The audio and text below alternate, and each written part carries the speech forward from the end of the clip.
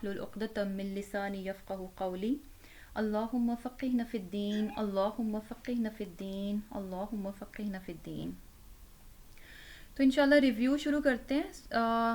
تو سورہ فاتحہ کو بھی انشاءاللہ ساتھ ہی لے کے چلتے ہیں، سورہ فاتحہ سے دیکھتے ہیں۔ جیسے کہ سورہ فاتحہ میں کیا ہے کہ سب سے پہلے کیا ہے کہ اللہ تعالیٰ کی حمد بیان ہوئی ہے کہ ساری کی ساری تعریف جو ہے، اصل تعریف اور اصل شکر کا حقدار کون ہے؟ صرف اور صرف اللہ تعالیٰ ہی کی ذات ہے، کیونکہ وہ کیا ہے؟ رب العالمین ہے۔ پھر اس کے بعد اللہ تعالیٰ کی دو صفات بیان ہوئیں کہ وہ کیا ہے؟ رحمان اور رحیم ہے۔ پھر اس کے بعد ہم نے دیکھا کہ سورہ فاتحہ میں جو ہے اللہ تعالیٰ کی ملکیت پتہ چلی، وہ کیا تھی کہ مالک یوم الدین، یعنی آخرت کی بات بھی ہوئی اور اللہ تعالیٰ کا مالک ہونا بھی ہمیں پتہ چلا۔ اور پھر کیا ہے کہ اس کے بعد یعنی سورہ فاتحہ جو ہے اس کا کچھ حصہ کیا ہے کہ دعا پر ہے، مبنی ہے کہ ہم جو ہے اللہ تعالیٰ سے دعا مانگتے ہیں، اور وہ ہر روز ہم اپنی نمازوں میں کیا دعا مانگتے ہیں کہ یعنی ہمیں جو ہے ہدایت دکھا، ہمیں جو ہے سیدھا راستہ جو ہے اس کی طرف چلا، یعنی ہر روز جو ہے ہم اپنے لیے اپنے رب سے ہدایت کو، سیدھے راستے کو مانگتے ہیں، اور وہ راستہ کن لوگوں نے اختیار کیا؟ جن لوگوں نے اختیار کیا ان لوگوں پر اللہ تعالیٰ کا انعام ہوا، یعنی ان کے بارے میں کیا کہا گیا کہ انعمت علیہم، کہ ان لوگوں کا راستہ ہمیں دکھائیے جن پر کہ آپ نے یعنی اللہ تعالیٰ نے ان پر انعام کیا۔ یہ کون سے لوگ ہیں؟ ان میں انبیاء ہیں، صدیقین ہیں، شہداء ہیں، صالحین ہیں۔ یعنی ہر روز ہم اپنی نمازوں میں اللہ تعالیٰ سے ان لوگوں کا راستہ مانگتے ہیں، ان لوگوں کا راستہ کہ جن پر کہ اللہ تعالیٰ نے انعام کیا۔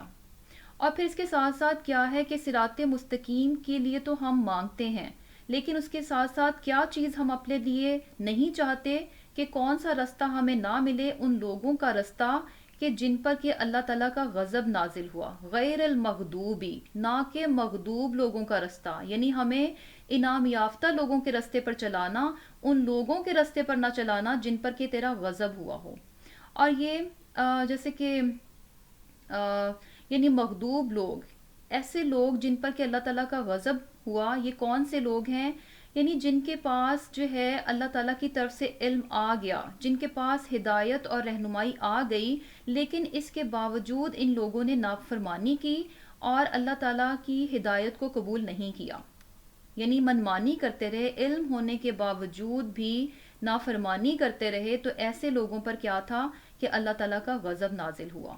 اور پھر ایک تیسرا گروپ کون سا ہے؟ وَلَضَّالِّينَ، یعنی ایسے لوگ جو کہ گمراہ ہو گئے، ان کا رستہ بھی نہ ہمیں دکھائیے گا، یعنی ہم ان کے رستے سے بھی کیا ہے کہ پناہ مانگتے ہیں کہ اللہ ان کے رستے سے بھی ہمیں بچانا، کہ ایسے گمراہ لوگ۔ اور گمراہ کون سے لوگ تھے؟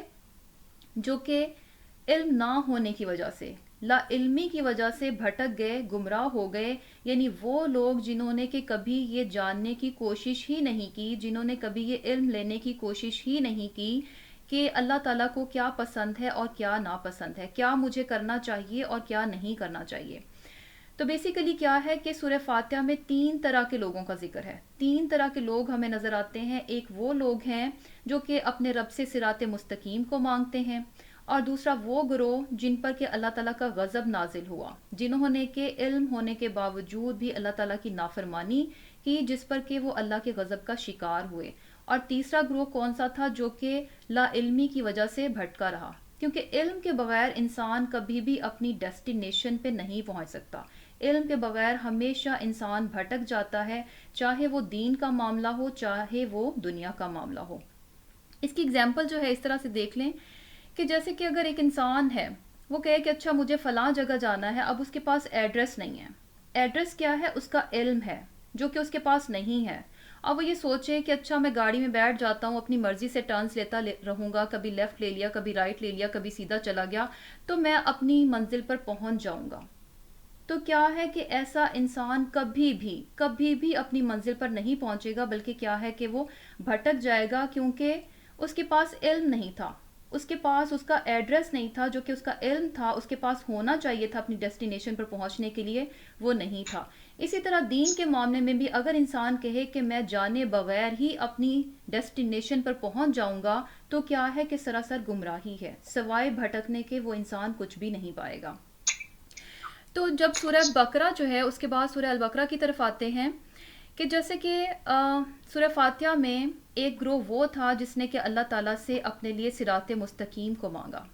تو سورہ بقرہ کے شروع ہی میں اللہ تعالیٰ نے کتاب کی بات کی کہ اچھا ہدایت چاہیے تو آؤ اس کتاب کو لو، جو کہ کیا ہے کہ ذالک الکتاب لا ریب فیہ، کہ یہ ایسی کتاب ہے جس میں کہ کوئی بھی شک نہیں ہے. کیا شک نہیں ہے؟ کہ یہ اللہ تعالیٰ کا کلام ہے، اور پھر یہ کہ اس کی ایک ایک بات کیا ہے کہ سچ پر مبنی ہے.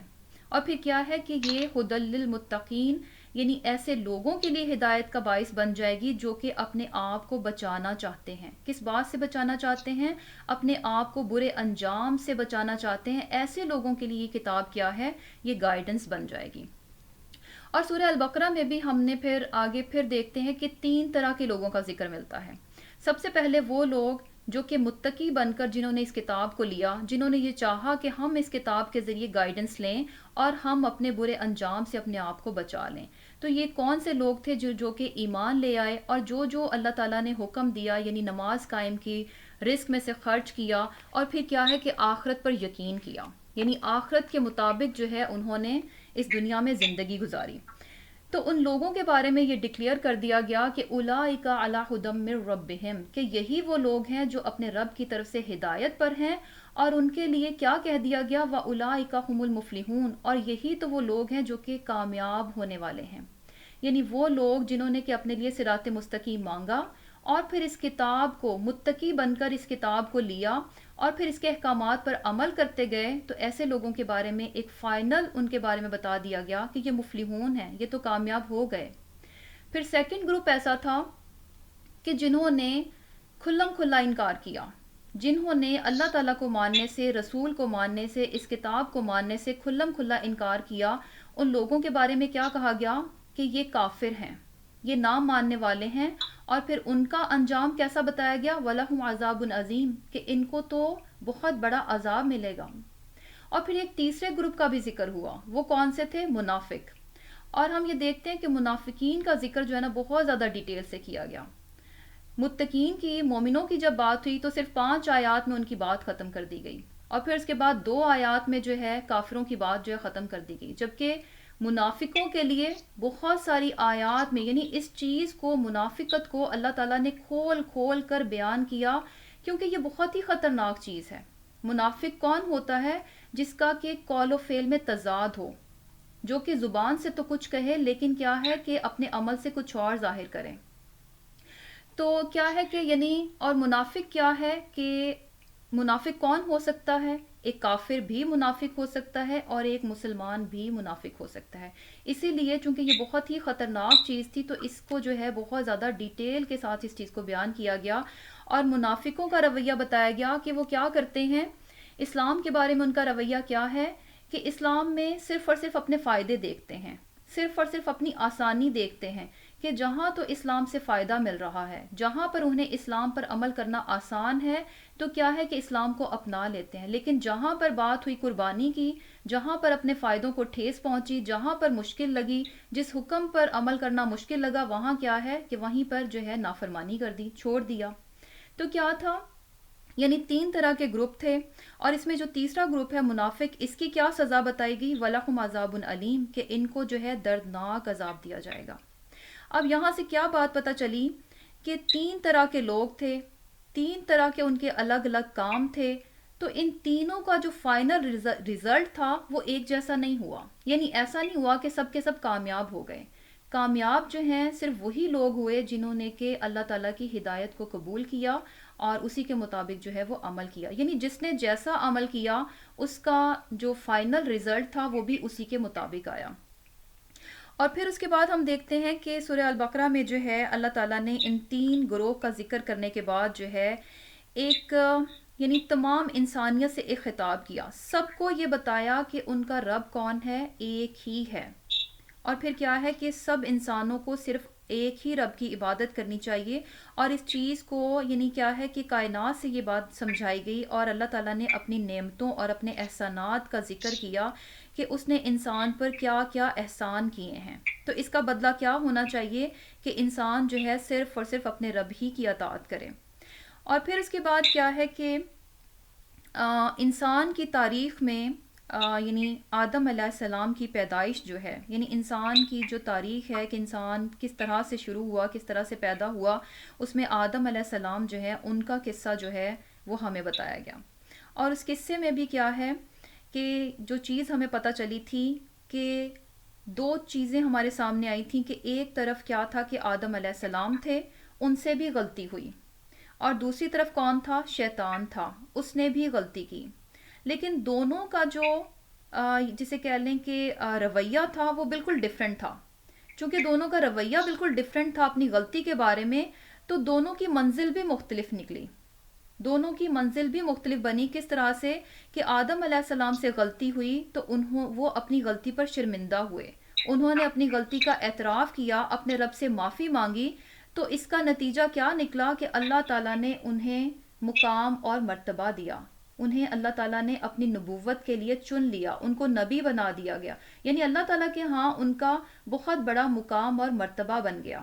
جبکہ دوسری طرف شیطان کیا تھا کہ اس سے بھی غلطی ہوئی، لیکن اس نے کیا کیا کہ ڈھیٹ بن گیا، ضد پر اڑا رہا، تکبر کیا، اس نے اپنی غلطی کا اعتراف نہیں کیا، بلکہ کیا تھا کہ اپنی غلطی کی بلیمنگ جو تھی وہ دوسروں پر ڈالنا شروع کر دی۔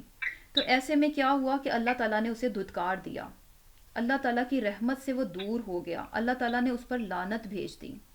تو اس سے ہم نے اپنے لیے کیا لیسن لیا تھا، یعنی کیا چیز یہ واقعہ بیان کیا گیا، اور اس میں بھی انسانوں کو کیا سبق دیا گیا کہ انسان جو ہے اس سے غلطی ہو سکتی ہے، لیکن اسے بہترین رویہ کیا اختیار کرنا چاہیے؟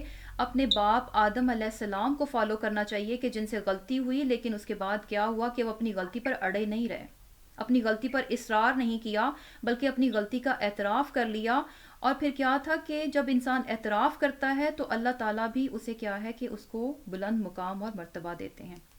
جبکہ دوسری طرف شیطان کیا ہے کہ مردود قرار پایا۔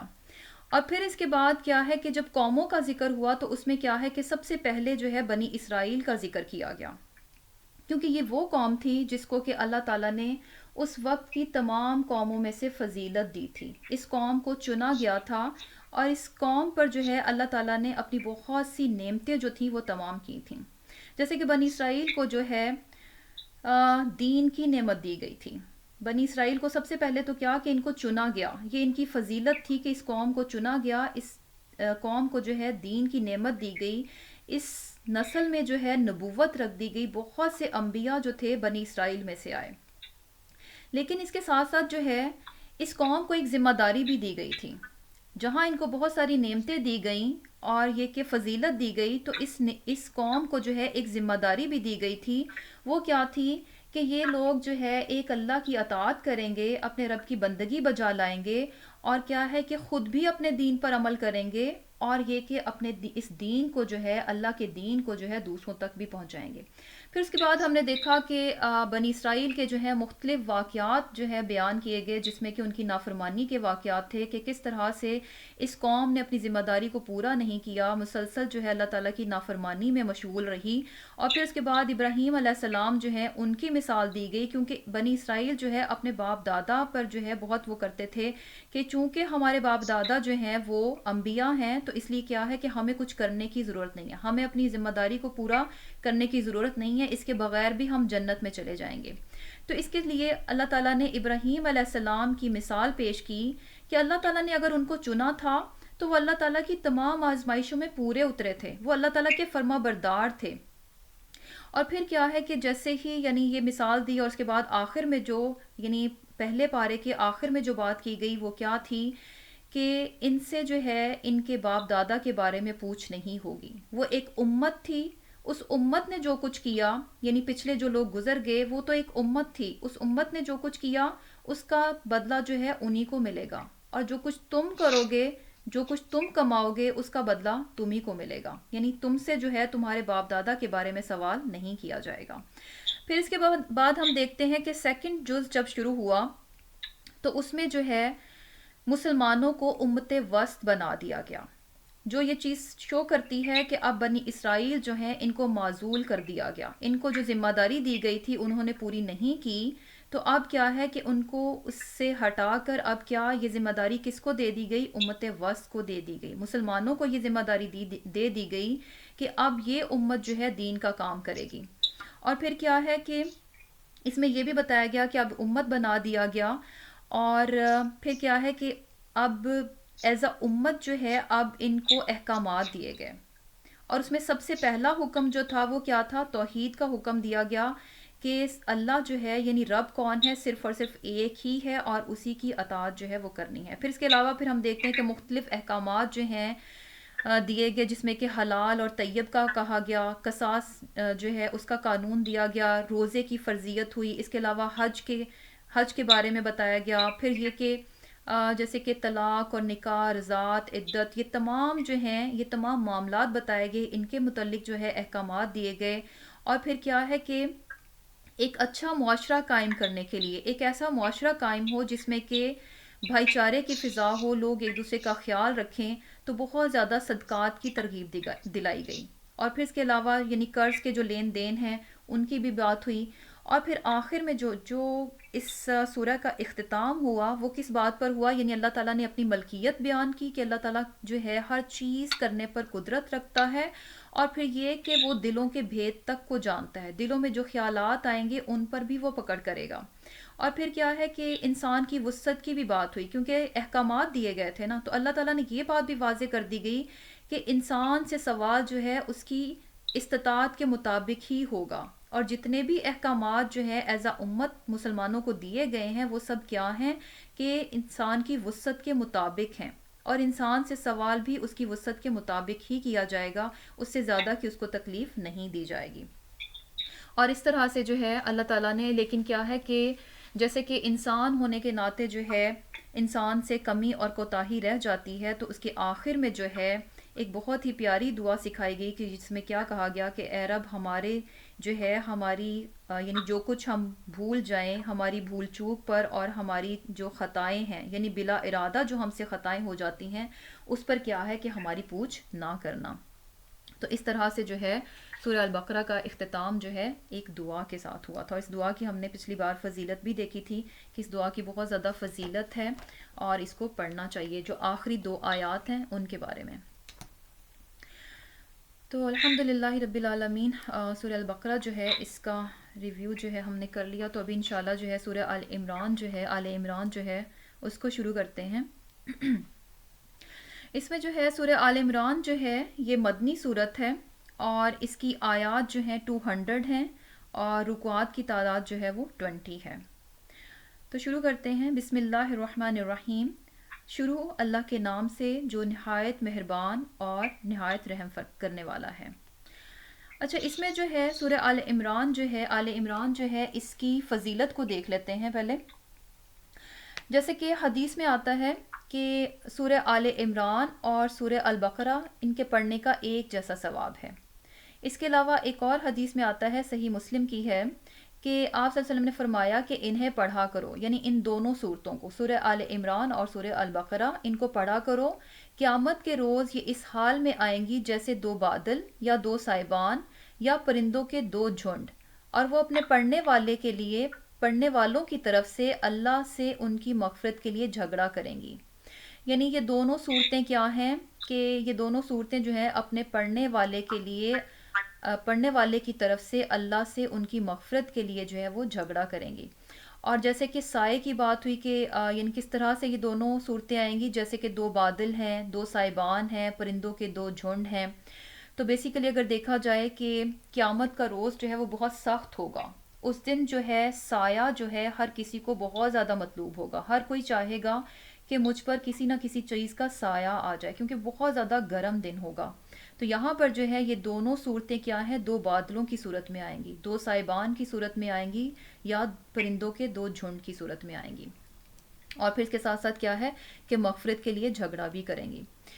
اس کے علاوہ ان دونوں صورتوں کو جو ہے الزہراوین یعنی 2 جگمگانے والی صورتیں بھی کہا جاتا ہے، اور انہیں جڑواں بہن بھی کہا جاتا ہے۔ اور جڑواں بہن کیوں کہا جاتا ہے، اس کی کیا وجہ ہے کہ ان دونوں صورتوں کے جو مضامین ہیں، جو اس کا انداز اور سٹائل ہے، وہ کیا ہے، دونوں صورتوں کا ملتا جلتا سا ہے۔ کس طرح سے کہ جیسے کہ سورہ البقرہ کا بھی جو آغاز ہے وہ کس سے ہوتا ہے؟ الف لام میم سے، جو کہ حروف مقطعات ہیں، اور اسی طرح سورہ آل عمران کا آغاز بھی حروف مقطعات سے ہوتا ہے۔ اور جیسے کہ ہم نے دیکھا کہ سورہ البقرہ میں بھی تین طرح کے لوگوں کا ذکر ہوا، تین گروپ جو تھے لوگوں کے، ان کا ذکر ہوا، مومن، کافر اور منافق۔ اسی طرح سورہ آل عمران میں بھی دو گروپس جو ہیں ان کا ذکر کیا جائے گا۔ ایک گروہ وہ ہے جو کہ فتنہ پیدا کرنے والے ہیں دین میں، اور دوسرے کون ہیں؟ راسخون فی العلم، جو کہ پختہ ہیں اپنے علم میں۔ اور جیسے کہ سورہ البقرہ میں ہم نے دیکھا کہ حضرت آدم علیہ السلام کا واقعہ جو تھا پیش کیا گیا، اور حضرت آدم علیہ السلام جو ہیں ان کی پیدائش کیسے ہوئی تھی؟ بغیر ماں باپ کے۔ اور جبکہ سورہ آل عمران میں جو ہے حضرت عیسیٰ علیہ السلام کا واقعہ ہم پڑھیں گے، اور حضرت عیسیٰ علیہ السلام جو ہیں ان کی پیدائش کیسے ہوئی ہے؟ بغیر باپ کے۔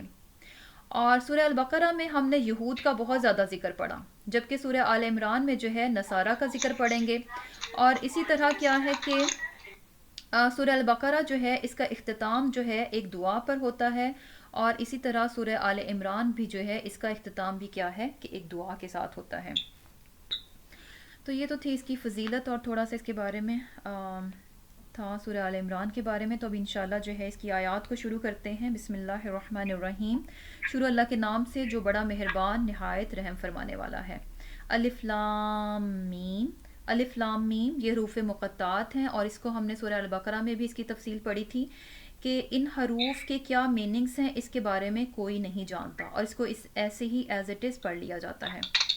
اور پھر کیا ہے کہ اللہ تعالیٰ کیا فرما رہے ہیں؟ اللہ، اللہ، لا نہیں، الہ کوئی معبود، الا مگر، ہوا وہ، الحی زندہ، القیوم ہمیشہ رہنے والا ہے۔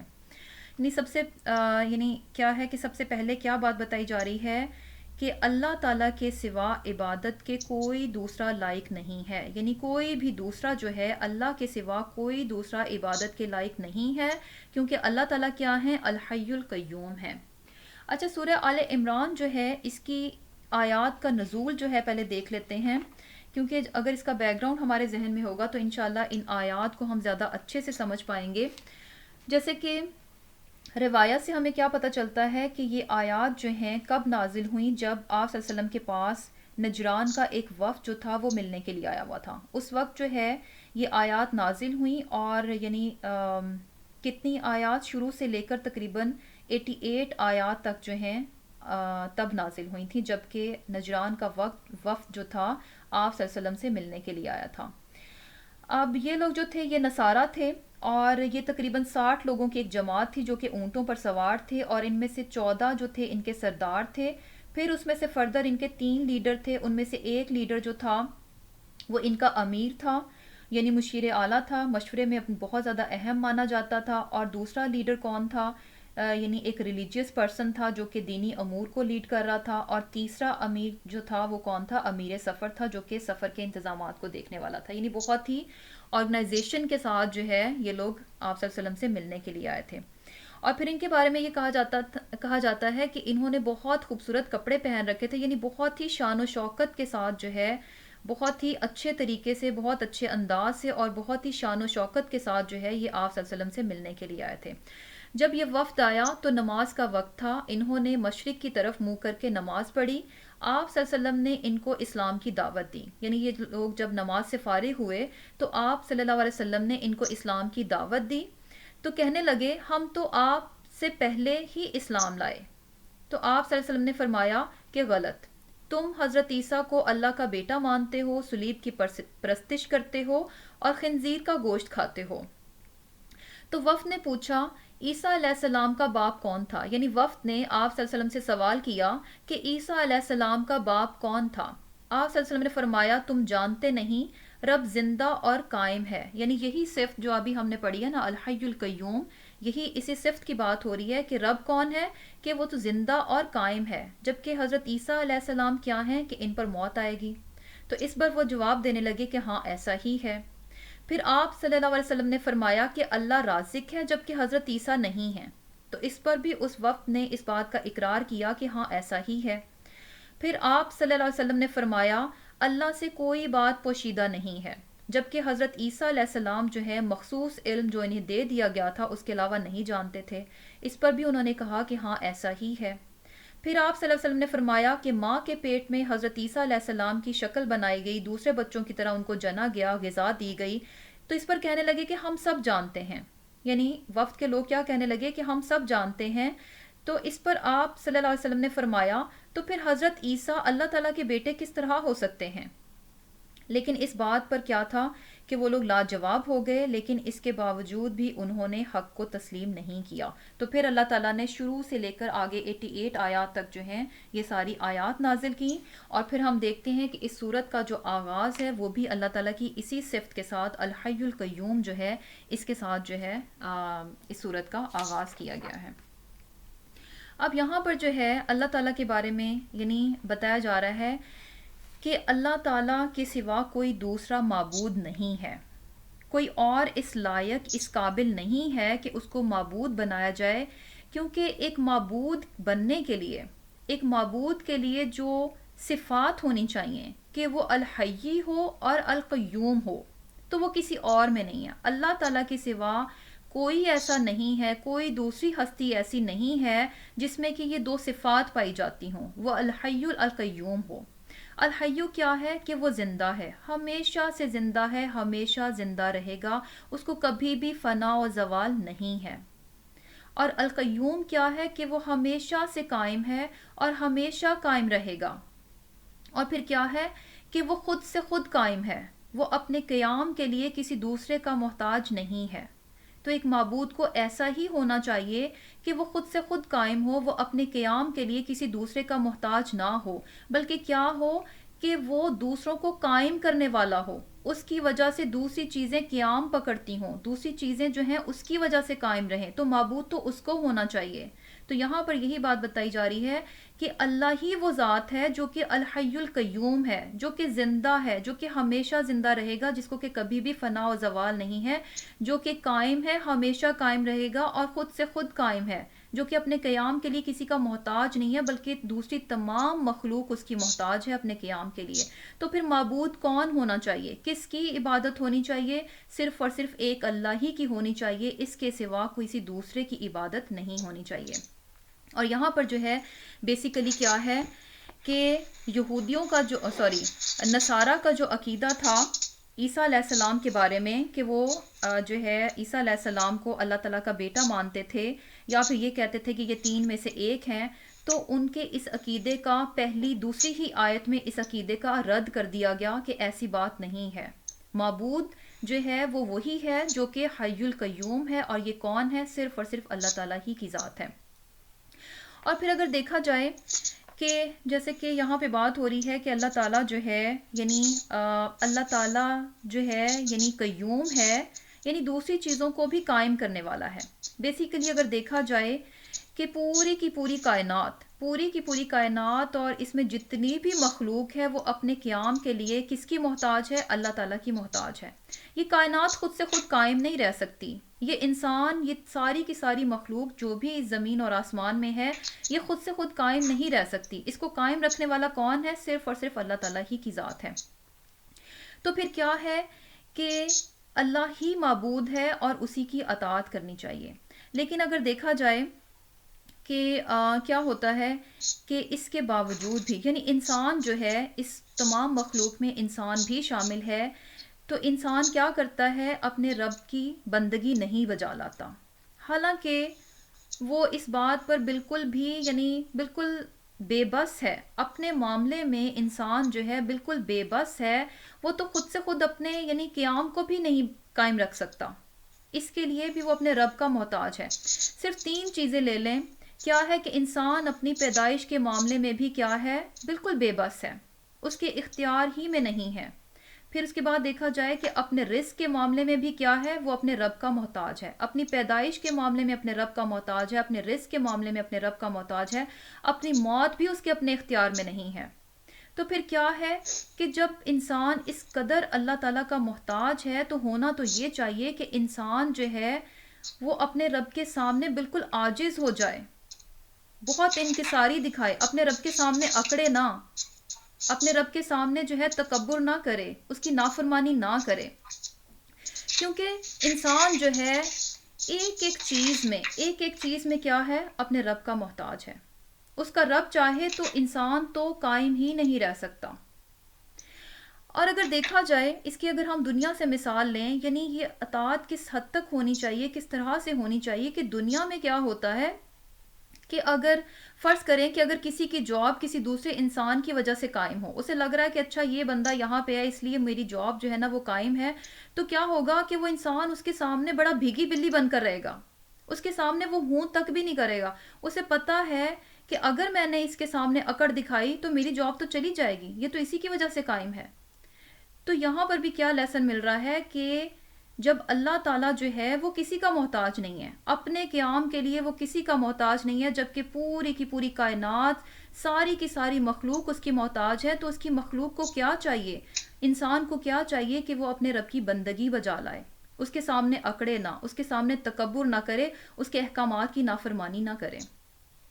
اور پھر کیا ہے کہ اللہ تعالیٰ کیا فرما رہے ہیں، نزلہ نازل کی اس نے علیکا آپ پر، یہاں پر کا کی ضمیر جو ہے آپ صلی اللہ علیہ وسلم پر ہے، الکتابہ کتاب، کتاب مین یعنی قرآن پاک. نزل علیک الکتابہ نازل کی اس نے آپ صلی اللہ علیہ وسلم پر کتاب، بالحق کی حق کے ساتھ، مصدقاً جو تصدیق کرتی ہے، لما لیے جو، بینا درمیان، یدیہ اس کے دونوں ہاتھوں کے، وَأَنزَلَ اور نازل کی التوراۃ تورات، والانجیل اور انجیل. اب یہاں پر یہ بات بتائی جا رہی ہے کہ جیسے کہ سب سے پہلے تو یہی چیز لے لیں کہ جیسے نصارہ جو تھے وہ قرآن کا انکار کر رہے تھے، آپ صلی اللہ علیہ وسلم کو نہیں مان رہے تھے.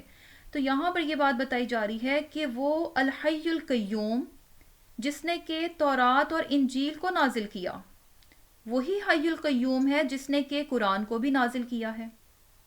یعنی انکار کرنے کی تو کوئی وجہ ہی نہیں بنتی کہ قرآن بھی اسی حی القیوم کی طرف سے آئی ہے جس نے کہ تورات اور انجیل کو نازل کیا. جب تورات اور انجیل کو مانتے ہو تو پھر قرآن کے انکار کرنے کی تو کوئی وجہ ہی نہیں بچتی. اور پھر کیا ہے کہ یہ ایک ایسی کتاب ہے جو کہ تصدیق کرتی ہے ان دونوں کتابوں کی، تورات اور انجیل کی تصدیق کرتی ہے. کس طرح سے تصدیق کرتی ہے کہ یہ کتابیں بھی کیا ہیں کہ اللہ تعالیٰ کی طرف سے نازل کردہ بالکل سچی کتابیں ہیں. اور پھر کیا ہے، کس طرح سے تصدیق کرتی ہے تورات اور انجیل کی، قرآن پاک کس طرح سے تصدیق کرتا ہے کہ جو باتیں، جو خبریں تورات اور انجیل میں دی گئی تھیں، رسول اللہ صلی اللہ علیہ وسلم کے بارے میں، آخری نبی کے بارے میں جو بشارت دی گئی تھی، جو خبریں تورات اور انجیل میں رکھ دی گئی تھیں، تو آخری نبی کا آنا، اس قرآن کا آنا، یہ تو ان خبروں کی تصدیق کرتا ہے.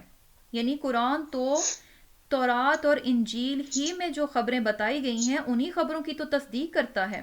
تو پھر کیا ہے کہ ان لوگوں کو کیا ہے کہ اس پر ایمان لے آنا چاہیے. اور اب جو ہے جیسے کہ یہاں پہ تورات اور انجیل کی بات ہوئی ہے، تو تورات کیا ہے کہ یہ عہد نامہ قدیم ہے جس کو کہ اولڈ ٹیسٹیمنٹ کہتے ہیں. اس کی تقریباً 39 بکس ہیں. اور کیا ہے کہ یہود جو ہیں یہ ساری بکس کو نہیں لیتے، یعنی 39 بکس ہی کو نہیں لیتے، بلکہ کیا ہے اس میں سے کچھ ہی کو صحیح مانتے ہیں. اور دوسری طرف انجیل کیا ہے، یہ نیو ٹیسٹیمنٹ ہے، اور اس میں کیا ہے کہ 24 یا 25 کتابیں ہیں. اور عیسائیوں کا بھی یہی حال ہے کہ یہ ساری کتابوں کو برابر سے نہیں لیتے، کیونکہ کیا ہے کہ ان کتابوں میں جو ہے یعنی ان کے بارے میں حتمی طور پر یہ نہیں کہا جا سکتا کہ یہ وہی کلام اللہ ہے جو کہ یعنی اس وقت میں نازل کیا گیا تھا. کیونکہ کیا ہے کہ اس میں جو ہے ان کتابوں میں بہت زیادہ تحریف ہو چکی ہے، اور اس تحریف کا بھی ہمیں قرآن ہی سے پتہ چلتا ہے کہ ان لوگوں نے اپنی کتابوں کو بدل ڈالا. اور پھر کیا ہے کہ یعنی یہ لوگ خود بھی جو ہے اپنی کتابوں کے بارے میں یقینی نہیں ہیں، کیونکہ یہود بھی جو ہے اپنی ساری کی ساری کتابوں کو صحیح نہیں مانتے، اور عیسائی بھی جو ہے اپنی ساری کتابوں کو برابر سے نہیں لیتے. اور پھر کیا ہے کہ جیسے کہ یعنی ان کتابوں کے بارے میں ہمیں یہ کہا گیا کہ ہم ان پر ایمان لائیں. تو ایمان کیسا ہوگا کہ یعنی ہم یہ بات تو مانتے ہیں کہ تورات اور انجیل کیا ہے، اللہ تعالیٰ کی طرف سے اتاری گئی سچی کتابیں ہیں، لیکن اب جو موجودہ تورات اور انجیل چونکہ تحریف شدہ ہے، تو اس کلام کے بارے میں، ان کتابوں کے بارے میں اب ہمارا کیا رویہ ہونا چاہیے، اس چیز کا بھی ہمیں حدیث سے پتہ چلتا ہے کہ آپ صلی اللہ علیہ وسلم نے فرمایا کہ ہم خاموشی اختیار کریں، نہ تصدیق کریں نہ تکذیب کریں.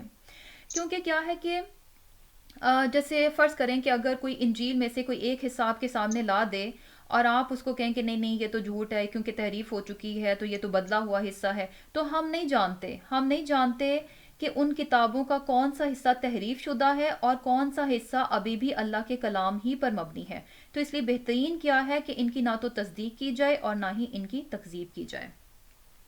اور پھر کیا ہے کہ آگے اللہ تعالیٰ کیا فرما رہے ہیں، من قبلو اس سے پہلے، ہدن ہدایت، للناسی لوگوں کے لیے، وانزلہ اور نازل کیا، الفرقانہ فرقان.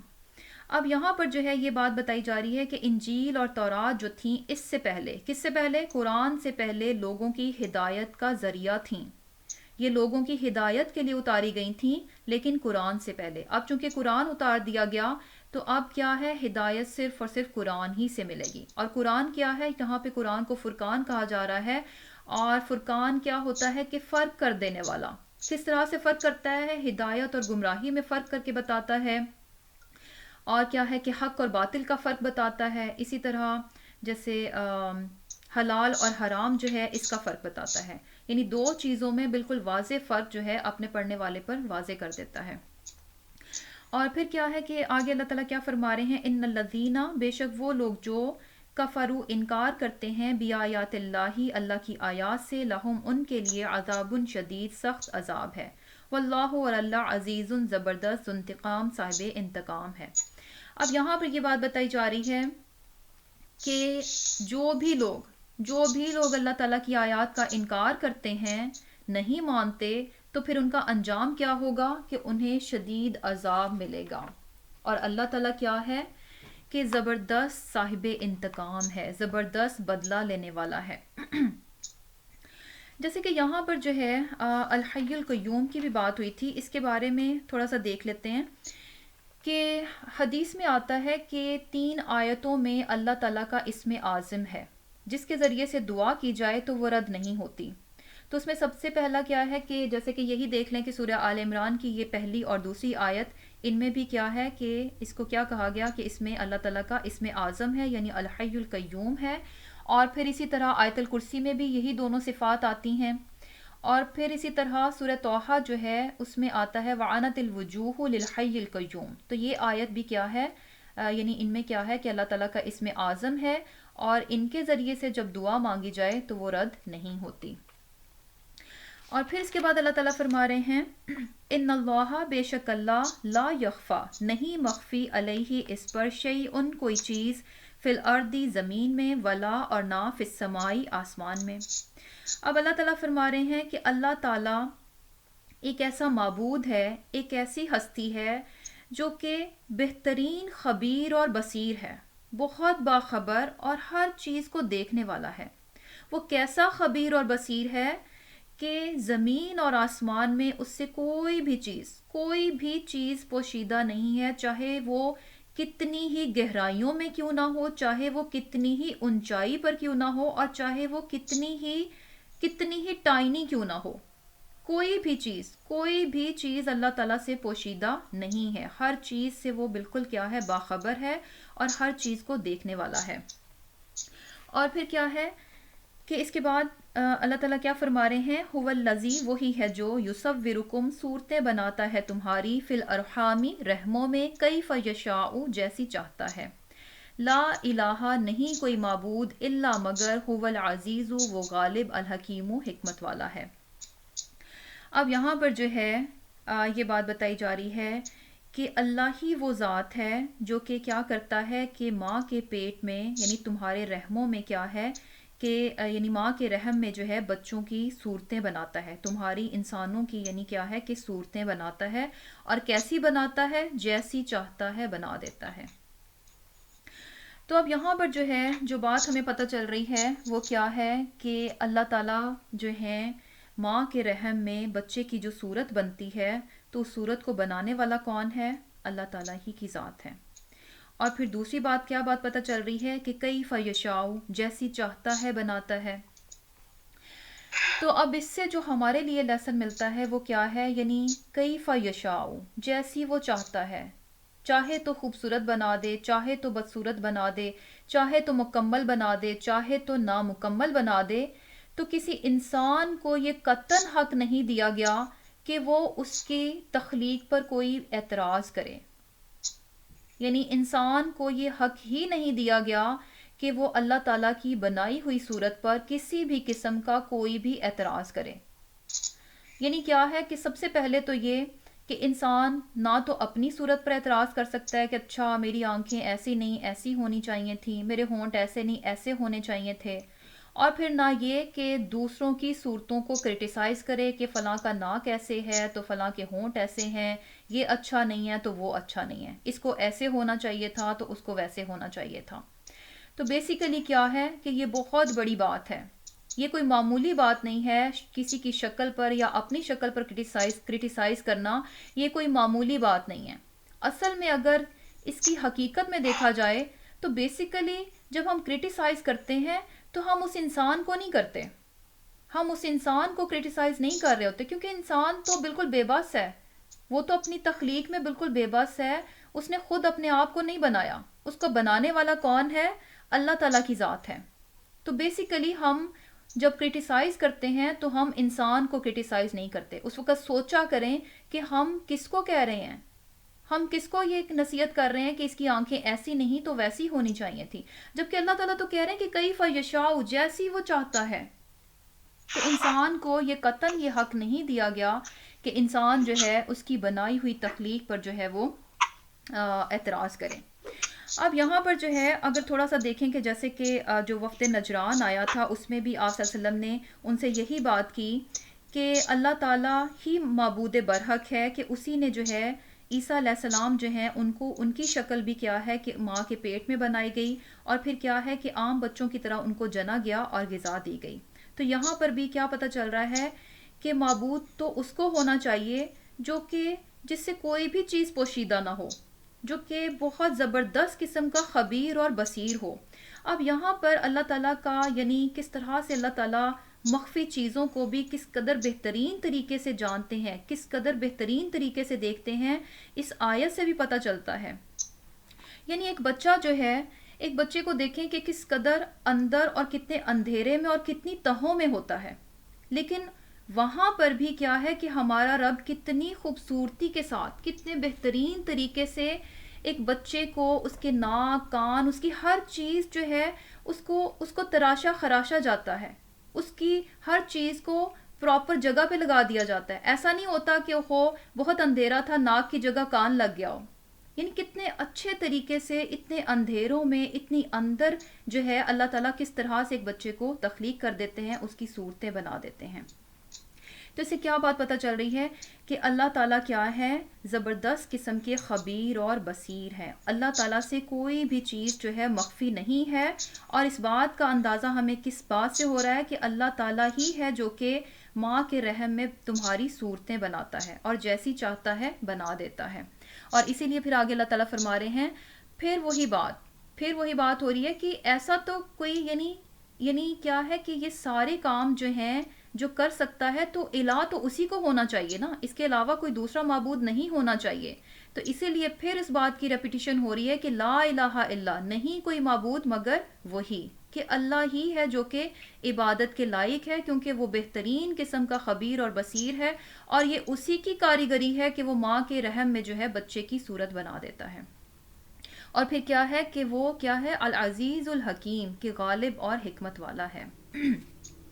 یعنی انسان کو کیسا ہونا چاہیے، کس طرح کا ہونا چاہیے، ان تمام میں کیا ہے کہ اللہ تعالیٰ کی حکمتیں پوشیدہ ہیں. اور اللہ تعالیٰ پر کسی کا زور نہیں چلتا، اللہ تعالیٰ تو غالب ہے.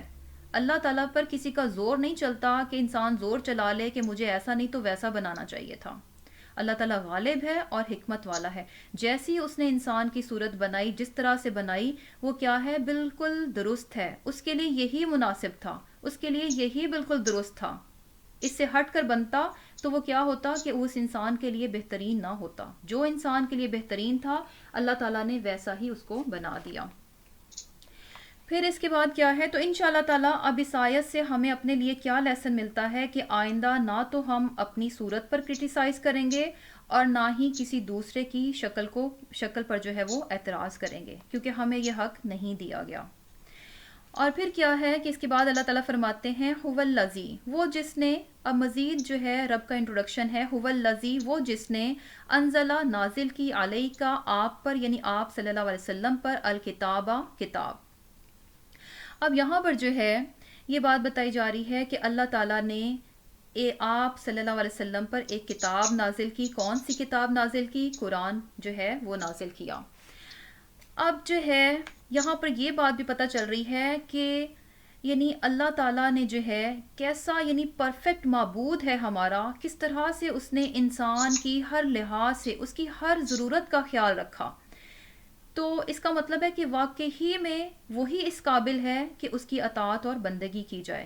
کس طرح سے؟ یعنی پہلے کیا تھا کہ انسان کی تخلیق کی بات ہوئی، یعنی انسان کو اس نے، اگر دیکھا جائے، حقیقت میں دیکھا جائے کہ انسان کی پیدائش جو ہے کہاں سے شروع ہوتی ہے؟ ایک نطفے سے شروع ہوتی ہے، لیکن اس کے بعد جو ہے اللہ تعالیٰ اسے کتنا ایک پیارا سا، مناسب اور موزوں صورت دے کر ایک خوبصورت سا بچے کی صورت میں جو ہے وہ پیدا کر دیتے ہیں۔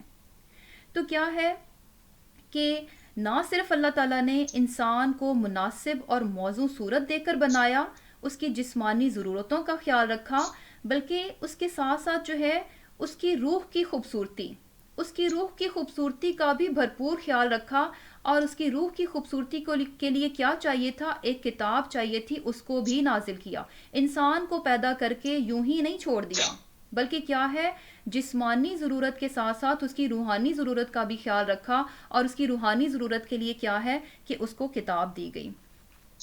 اب کیا ہے کہ انسان جو ہے، بیسیکلی انسان جو ہے، اس کو اس دنیا میں رہنمائی کی ضرورت ہوتی ہے۔ ایسا ممکن نہیں ہے کہ انسان جو ہے صرف اپنی عقل ہی کی بنیاد پر اپنے لیے صحیح اور غلط کا تعین کر لے، ایسا ہو ہی نہیں سکتا۔ انسان اپنے بارے میں جو ہے صحیح اور غلط کا فیصلہ نہیں کر سکتا۔ کیوں نہیں کر سکتا؟ کیونکہ انسان نے اپنے آپ کو خود تخلیق نہیں کیا۔ انسان کو تخلیق کرنے والا کون ہے؟ اللہ تعالیٰ ہے۔ تو اللہ تعالیٰ ہی انسان کو سب سے بہترین طور پر جانتے ہیں کہ انسان کے لیے کیا ٹھیک ہے اور کیا غلط ہے۔ کیونکہ کسی بھی چیز کا بنانے والا، اس کا جو مینوفیکچرر ہے، وہی سب سے بہتر جانتا ہے کہ اس چیز کو کیسے استعمال کیا جائے اور کیا کیا چیزیں اس کے لیے نقصان دہ ہوں گی۔ تو کیا ہے کہ بیسیکلی یعنی انسان کو رہنمائی کی ضرورت تھی، جس کے لیے کتاب دے دی گئی۔ اور اگر کوئی انسان یہ سمجھتا ہے کہ اس کے بغیر بھی وہ اپنے لیے صحیح اور غلط کا تعین کر سکتا ہے، تو وہ کیا ہے، سراسر نقصان ہے، اور اس کا نقصان خود اس کے اپنے نفس ہی کو اٹھانا پڑے گا، کیونکہ وہ صرف اپنی عقل کی بنیاد پر اپنے بارے میں صحیح فیصلے نہیں کر سکتا۔ اس کی مثال ہم اس طرح سے دیکھ لیتے ہیں کہ کسی چیز کا بنانے والا ہی اس کے بارے میں سب سے بہترین جانتا ہوتا ہے کہ جب ہم کوئی بالکل ایک نئی چیز خرید کر لاتے ہیں، کوئی ایک بالکل نیو مشینری ہے جس کو کہ ہم نے پہلے کبھی نہیں استعمال کیا، تو ہم اس کو استعمال کس طرح سے کرتے ہیں؟ ہم اپنی عقل سے نہیں کرتے۔ ہم یہ نہیں کہتے کیونکہ میں بہت عقل مند ہوں تو میں اس مشینری کو بس خود سے استعمال کر لوں گا، نہیں، ہم اس کی انسٹرکشنز دیکھتے ہیں۔ ہمیں پتہ ہوتا ہے کہ ہم اس کے ساتھ انسٹرکشنز ہیں اور ہم نے اس کو اس کے مطابق ہی استعمال کرنا ہے، نہیں کریں گے تو یہ مشینری تو اس کا تو بیڑا غرق ہو جائے گا۔ تو کیا ہے، اب وہ انسٹرکشنز کس کی طرف سے آتی ہیں؟ بنانے والے کی طرف سے آتی ہیں، جو اس کا مینوفیکچرر ہوتا ہے اس کی طرف سے وہ انسٹرکشنز آتی ہیں، اور اس پہ ہم بہت ریلائی کرتے ہیں، ہم اس پہ بہت اعتبار کرتے ہیں۔ ہمیں یہ پتہ ہوتا ہے کہ نہیں، اس کے مطابق ہی استعمال کریں گے تو ٹھیک ہوگا، ادروائز کی مشینری کیا ہے، یہ خراب ہو جائے گی۔ تو ہم اپنے بارے میں یہ کیسے اتنی بیوقوفی کر جائیں کہ ہم یہ سمجھیں کہ ہم اپنے بارے میں صحیح اور غلط کا فیصلہ خود کر لیں گے، جبکہ ایسی بات نہیں ہے۔ ہم سے زیادہ ہمارا رب ہمیں جانتا ہے، کیونکہ اس نے ہمیں تخلیق کیا ہے، وہ ہمارا بنانے والا ہے۔ تو بہترین فیصلے بھی کس کی طرف سے آئیں گے؟ ہمارے رب ہی کی طرف سے آئیں گے۔ تو اسی لیے کیا ہے کہ اللہ تعالیٰ نے کتاب دی، اور اس کے بعد اللہ تعالیٰ کیا فرما رہے ہیں؟ منہ، اس میں سے، یعنی اس کتاب میں سے کیا ہے کہ آیات ہیں، محکمات، محکم، پکی، یعنی بالکل واضح، ہننا وہ، یعنی وہ محکم آیات کیا ہیں؟ ام الکتابی، اصل کتاب ہیں، وَأُخَرُ، اور دوسری یعنی کچھ اور بھی ہیں، وہ کیا ہے؟ متشابہات، متشابہ ہیں، ملتی جلتی ہیں۔ اب اللہ تعالیٰ نے انسان کی ہدایت کے لیے جو ہے کتاب کو اتار دیا، لیکن اب اس کتاب میں کیا ہے کہ اللہ تعالیٰ فرما رہے ہیں کہ دو طرح کی آیات ہیں۔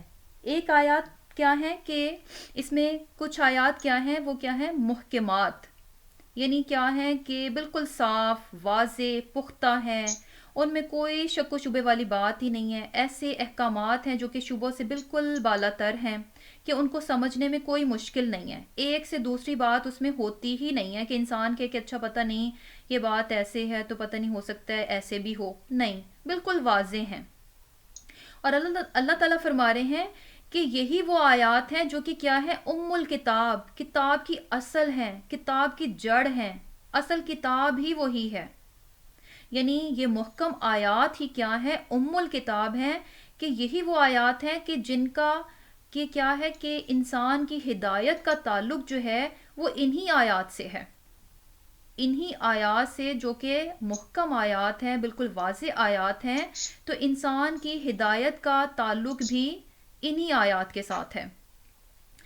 جیسے کہ کیا ہے کہ محکم آیات کون سی ہیں، جیسے کہ اللہ تعالیٰ نے اپنی وحدانیت جو ہے توحید کو بیان کیا کہ اللہ ایک ہے، صرف اسی کی عبادت ہونی چاہیے، یہ آیت کیا ہے محکم ہے، یعنی ان آیات کو پڑھتے وقت کوئی شبے میں نہیں جائے گا کہ پتہ نہیں ہو سکتا ہے اچھا کوئی اور بھی معبود نہ ہو سکتا ہے کسی اور کے پاس بھی کچھ اختیارات نہ ہوں، بالکل واضح اور محکم آیت ہے کہ اللہ ایک ہے، اس کے سوا کوئی دوسرا معبود نہیں ہے۔ پھر کیا ہے کہ کچھ کاموں کو کرنے کا حکم دیا، کچھ کاموں کو کرنے کا حکم دیا، وہ آیات بھی کیا ہیں بالکل محکم ہیں، بالکل واضح ہیں، صاف پتہ چلتا ہے کہ اللہ تعالیٰ کس بات کا حکم دے رہے ہیں۔ کچھ باتوں سے منع کیا گیا تو وہ آیات بھی کیا ہیں محکم آیات ہیں، واضح طور پر پتہ چلتا ہے کہ انسان کو کن کاموں کو نہیں کرنا چاہیے، کن سے منع کیا جا رہا ہے۔ اسی طرح حلال اور حرام کے متعلق جو آیات ہیں وہ بھی کیا ہیں بالکل محکم ہیں، واضح ہیں۔ لیکن اللہ تعالیٰ فرما رہے ہیں کہ اس میں کچھ دوسری بھی ہیں، وہ کیا ہے متشابہات، ملتی جلتی ہیں، یعنی ذو معنی کلام ہے ان کا، ایسی آیات ہیں کہ جن کی حقیقت کو سمجھنے میں دشواری ہو، یعنی کس طرح کی آیات جو کہ یعنی جن کا تعلق کیا ہے کہ کچھ غیب کی باتیں ہیں، جیسے کہ ابھی ہم نے دیکھا کہ حروف مقطعات کیا ہیں کہ ان کے یہ متشابہات میں سے آتی ہیں، ان کے معنی ہم نہیں جان سکتے، ان کی حقیقت کو نہیں جان سکتے کہ یہ کیا ہیں۔ اسی طرح جنت اور دوزخ کا ذکر کیا گیا، قبر کا ذکر کیا گیا، قبر کے عذاب کا ذکر کیا گیا، تو یہ سب کیا ہے یہ متشابہات میں سے ہیں۔ لیکن اللہ تعالیٰ فرما رہے ہیں کہ جو انسان کو جن آیات کی ضرورت ہے، یعنی جو کہ اس کی ہدایت کے لیے ضروری ہیں، وہ آیات کون سی ہیں محکم آیات ہیں، اور یہی کیا ہے ام الکتاب، یعنی انسان جو ہے انہی کو لے لے، انہی کو سمجھ لے، انہی پر عمل کر لے تو وہ انسان کے ہدایت یافتہ ہونے کے لیے کافی ہو جائیں گی۔ لیکن اس کے بعد بتایا جا رہا ہے فَأَمَّا الَّذِينَ، سو وہ لوگ کے فی قلوبہم جن کے دلوں میں زیغن کجی ہے، ٹیڑھ ہے، فَيَتَّبِعُونَ اتباع کرتے ہیں، پس اتباع کرتے ہیں ما ان کی جو تشابہ متشابہ ہیں منہ اس میں سے۔ لیکن اب ایک ایسا گروہ بتایا جا رہا ہے، ایک ایسا گروہ ہے لوگوں کا جو کہ جن کے دلوں میں ٹیڑھ ہے، جن کے دلوں میں کجی ہے، وہ ام الکتاب کی طرف تو نہیں جاتے، محکمات کی طرف نہیں جاتے، بلکہ کس کا پیچھا کرتے ہیں متشابہات کا۔ اور کیا ان کا مقصد کیا ہوتا ہے ابتغاء الفتنتی، کہ فتنہ تلاش کرنے کو۔ فتنہ کیا ہے یعنی ایسی آیات کے پیچھے پڑ جانا اور پھر ان کی اپنی منمانی جو ہے تعویل کرنا، اس کی تفسیر بیان کرنا، خود سے خود اس کے مطلب بیان کرنا، اور اس طرح سے دین میں شبہات اور انتشار پھیلا کر لوگوں کو دین سے ہٹا دینا، یعنی شک و شبہ پیدا کر دینا، اور پھر کیا ہے کہ اصل کی بجائے اصل دین سے ام الکتاب سے ہٹا کر لوگوں کو گمراہی کی طرف لے جانا۔ اور پھر کیا ہے دوسرا کیا ہے وابتغاء تأویلہ، اور اس کی اصل معلوم کرنے کو، اس کی اصل کی تلاش میں۔ لیکن آگے اللہ تعالیٰ کیا فرما رہے ہیں وما یعلم، اور نہیں کوئی جانتا تأویلہ اس کی تعویل کو الا مگر اللہ۔ اللہ تعالیٰ تو فرما رہے ہیں کہ اللہ تعالیٰ ہی ہے جو کہ اس کی تعویل کو جانتا ہے، کہ ان سے جو اصل مراد ہے، یہ متشابہات آیات جو ہیں ان میں حقیقت کیا ہے، اس کی حقیقت کو کون جانتا ہے، صرف اور صرف اللہ تعالیٰ ہی کی ذات جانتی ہے۔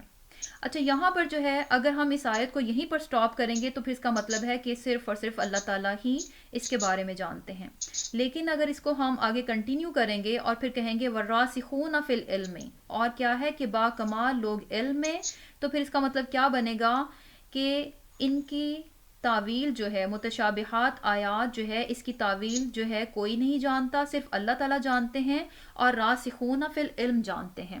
اب یہ راسخون فی العلم جو ہیں، یہ کون سے لوگ ہوتے ہیں؟ جو کہ دین کے علم میں پختہ ہوں، وسعت نظر والے ہوں۔ اور پھر کیا ہے کہ جیسے اس کی بہترین مثال ہمیں کہاں سے ملتی ہے؟ ابن عباس رضی اللہ تعالیٰ عنہ جو ہیں، اس کی بہترین مثال ہیں۔ اور ان کے بارے میں کیا کہا جاتا ہے کہ آپ صلی اللہ علیہ وسلم نے ان کے بارے میں دعا فرمائی تھی کہ اے اللہ ان کو قرآن کا فہم اور تعویل کا علم دے۔ تو اللہ تعالیٰ نے حضرت ابن عباس رضی اللہ تعالیٰ عنہ جو ہیں ان کو اس نعمت سے نوازا تھا۔ اور ابن عباس جو ہیں اپنے بارے میں یہ فرماتے ہیں کہ قرآن کی کوئی آیت ایسی نہیں ہے جسے میں نہ جانتا ہوں کہ وہ کب اور کس کے بارے میں نازل ہوئی۔ تو یعنی راسخون فی العلم کون سے ہوتے ہیں؟ جو کہ اپنے علم میں جو ہے وہ پختگی رکھتے ہوں۔ یعنی ہر کوئی جو ہے راسخون فی العلم نہیں ہو سکتا، بہت کم لوگ ہوتے ہیں جو کہ راسخون فی العلم میں آتے ہیں۔ متشابہات کی بات ہے کہ جیسے اس کے بارے میں ہے کہ کہا گیا کہ اس کے بارے میں یعنی کچھ رائے ہے علماء کی کہ ان کے بارے میں کون کون جانتا ہے اور یہ کیا کیا، یعنی اس کی ڈویژن جو ہے کس کس طرح سے انہوں نے کی ہے نا۔ تو اس میں دیکھتے ہیں کہ سب سے پہلی رائے تو علماء کی کیا ہے کہ متشابہات جو آیات ہیں ان کا علم جو ہے اللہ کے علاوہ کوئی نہیں جانتا۔ اور دوسری رائے کیا ہے کہ اللہ تعالیٰ بھی جانتے ہیں اور راسخون فی العلم بھی اس کی تعویل کو جانتے ہیں۔ تیسری رائے رکھنے والے لوگ کیا کرتے ہیں؟ وہ کہتے ہیں کہ ساری متشابہات آیات جو ہے نا وہ ساری ایک جیسی نہیں ہیں، وہ ان آیات کو 3 طرح سے تقسیم کرتے ہیں۔ وہ کہتے ہیں کہ ایک وہ متشابہات آیات ہیں کہ جو کہ صرف اور صرف اللہ ہی کو معلوم ہیں، اس کے علاوہ کوئی دوسرا ان کی حقیقت کو نہیں جان سکتا۔ جیسے وہ کون سی ہیں کہ جیسے کہ اللہ تعالیٰ کا ہاتھ، اس کا ذکر ملتا ہے ہمیں قرآن میں، اللہ تعالیٰ کے عرش کا ذکر ملتا ہے، اللہ تعالیٰ کے قدم کا پتہ چلتا ہے، آخرت کا پتہ چلتا ہے۔ تو یہ آیات ایسی ہیں جن کو کہ انسان کی عقل جو ہے نا نہیں پہنچ سکتی۔ انسان کبھی بھی یہ نہیں جان سکتا کہ اللہ کا ہاتھ کیسا ہے، اور یعنی کیا ہے کہ اس کو صرف ایز اٹ از اس پر ایمان لے کر آنا ہے کہ اگر اللہ تعالیٰ نے اپنے ہاتھ کا ذکر کیا ہے تو بس اللہ تعالیٰ کا ہاتھ ہے۔ اس کی تعویل جو ہے، اگر وہ اس کی تعویل کی کھوج میں پڑ جائے گا نا تو پھر کیا ہے، وہ اپنے اصل راستے سے ہٹ جائے گا، پھر وہ بھٹک جائے گا۔ اسی طرح کیا ہے کہ اللہ تعالیٰ کا قیوم ہونا، اسی طرح کیا ہے اللہ تعالیٰ کا الحیو ہونا، یعنی اللہ تعالیٰ زندہ ہے، قیوم ہے، کہ شروع سے قائم ہے، ہمیشہ قائم رہے گا۔ اب کوئی اگر اس میں پڑ جائے، اس کی ٹو میں پڑ جائے کہ اچھا کیسے قائم ہے، کیسے قائم رہے گا، تو وہ کیا ہے، اس کی عقل کبھی بھی، اس کی زندگی ختم ہو جائے گی، وہ اس چیز کو کبھی سمجھ نہیں پائے گا۔ لیکن ہوگا کیا کہ اس کے نتیجے میں شیطان جو ہے اس کو بھٹکا کر کہیں کا کہیں لے جائے گا، وہ اپنے اصل رستے سے بہت دور چلا جائے گا۔ اسی طرح کیا ہے کہ تیسری رائے میں وہ کیا کہتے ہیں کہ کچھ متشابہات ایسی ہیں جو کہ ہو سکتا ہے کہ متشابہ ہوں، لیکن اگر کوئی علم کا ایک ایسا ذریعہ ہو کہ ان کے ذریعے سے ان کو معلوم کر لیا جائے تو پھر وہ متشابہ نہیں رہتی۔ جیسے کہ بچے کی ماں کے پیٹ میں جو مختلف سٹیجز ہیں، جب وہ آیت نازل ہوئی تو تب وہ کیا تھی؟ متشابہ تھی۔ تب کے لوگ یہ نہیں جانتے تھے کہ ماں کے پیٹ میں بچہ کیسے بنتا ہے، اس کی کیسی مختلف سٹیجز آتی ہیں۔ تو تب کیا تھی؟ اس متشابہ آیت پر صحابہ کرام کو ایز اٹ از ایمان لانا تھا کہ اگر اللہ تعالیٰ فرما رہے ہیں تو بچہ ماں کے پیٹ میں ایسے ہی بنتا ہے۔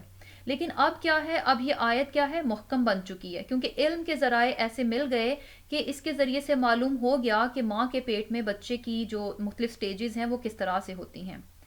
پھر اس کے بعد تیسرے اس میں وہ کہتے ہیں کہ کچھ آیات ایسی ہیں متشابہات میں سے جن کا کہ علم جو ہے عام انسانوں کو نہیں ہوتا، لیکن راسخون فی العلم جو ہے وہ اس کو جان لیتے ہیں، جس میں کہ ہم نے بہترین مثال دیکھی تھی کہ ابن عباس رضی اللہ تعالیٰ عنہ جو ہیں ان کی مثال آتی ہے۔